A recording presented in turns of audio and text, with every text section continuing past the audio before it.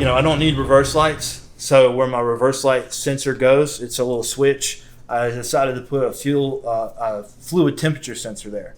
So, I pull, just for example, I pull the reverse sensor out and I say, okay, well, what is that thread pitch on that?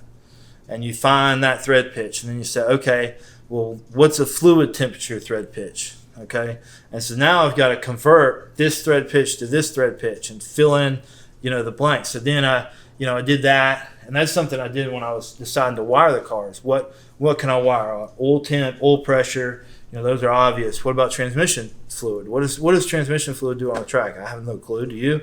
Well, let me put a temperature sensor in there to find out. I don't need reverse lights.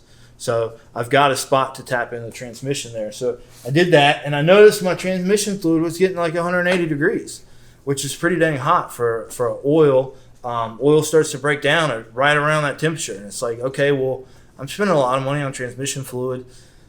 Could I save a couple bucks by putting a cooler in there, right? Well, how am I going to put a cooler in there? Where do I get the fluid from? So then I started, taking apart the internal architecture of the transmission and figuring out because the fluid is just, it doesn't have a pump internal, it's just kind of slung around.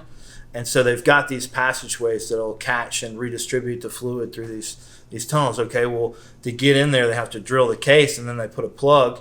Well, how hard is it to remove that plug? And can I tap in there with my line? And so that's what I did, is I put the main shaft bearing is really the first one to go on the transmission. It's always the main shaft or input bearing.